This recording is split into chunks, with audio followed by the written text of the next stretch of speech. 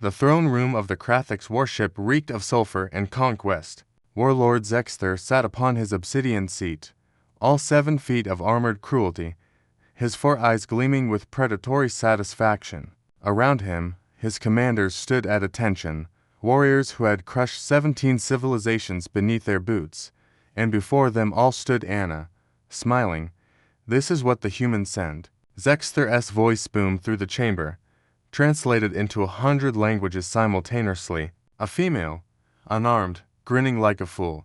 Anna's smile didn't waver. She stood in her simple gray uniform, hands clasped behind her back, her dark hair pulled into a practical ponytail. No weapons, no armor, just that infuriating, knowing smile.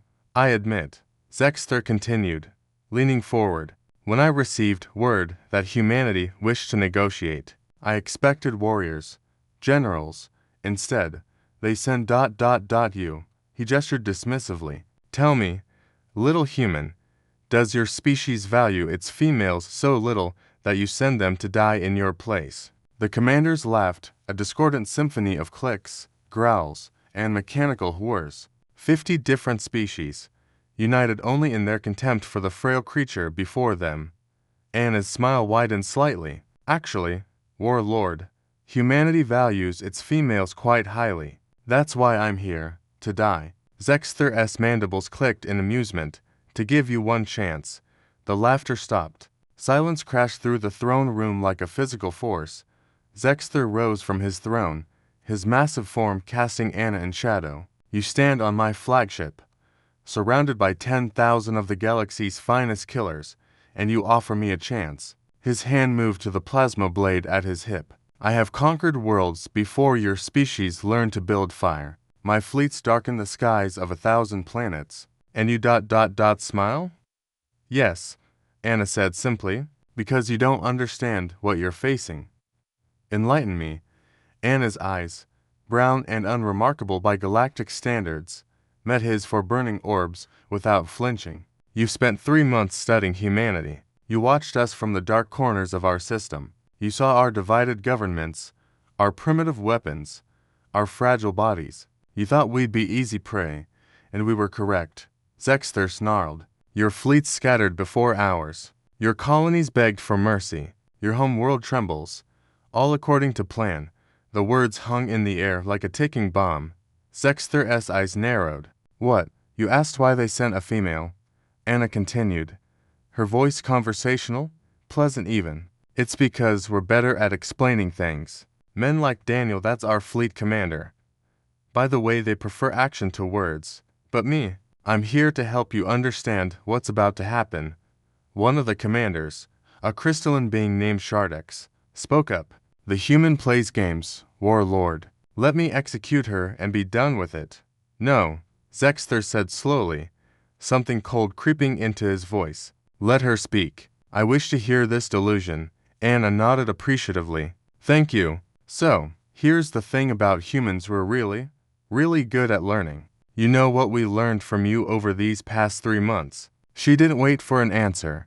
Everything. Your fleet composition, your command structure, your faster-than-light technology, your weapon systems, your language, your culture, your biology, every single one of the 50 species in your armada. She paused. Oh, and your weaknesses. Zexter's laugh was forced now. Impossible. We intercepted all your communications. Your scientists never even boarded our ships. No, Anna agreed. But you boarded ours. 19 different raids on our vessels. You took prisoners, samples, data cores, and every single one of those ships was exactly where we wanted it to be, loaded with exactly what we wanted you to find. The throne room had gone deathly quiet. You wanted us to study you, to underestimate you. And while we were doing that ... double quotes, Zexter's voice had lost its mocking edge. Daniel and his fleet were studying you. Anna's smile turned razor sharp. See, humans have this thing we do. We call it learning on the job. We've only been in space for 200 years, Warlord.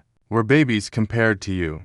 But we learned from the best we learned from our own history. Every war we've ever fought taught us one crucial lesson.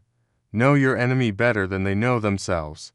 She took a step forward, not threatening, simply confident.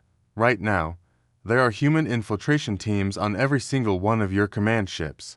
We've been there for 6 weeks. Your own internal sensors can't detect us because we learned how to fool them from the equipment you stole from our abandoned research stations.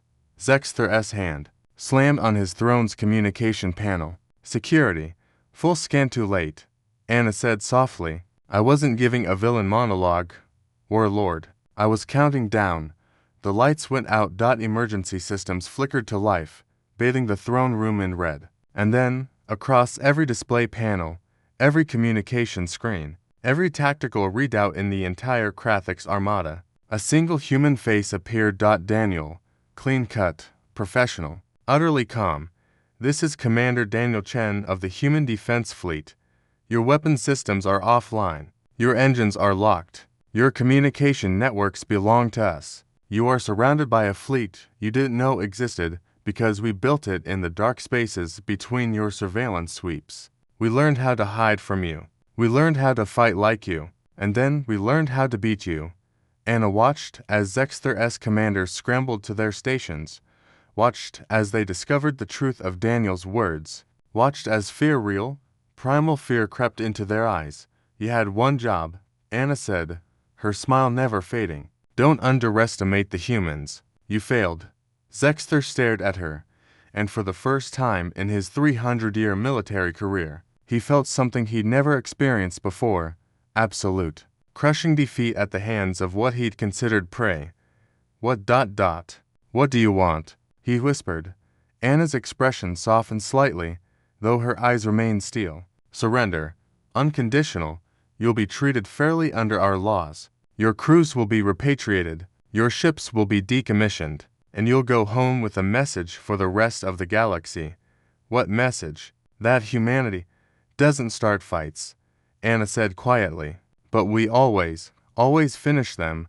The warlord who had mocked her smile collapsed back into his throne, defeated not by weapons, but by the terrifying realization of what humans truly were. Not warriors, but learners. Not conquerors, but survivors. Not prey, but the most dangerous thing in the galaxy, a species that turned every disadvantage into a lesson, and every lesson into victory. Anna's smile finally faded, replaced by something sadder, wiser. You should have taken the chance when I offered it, Warlord.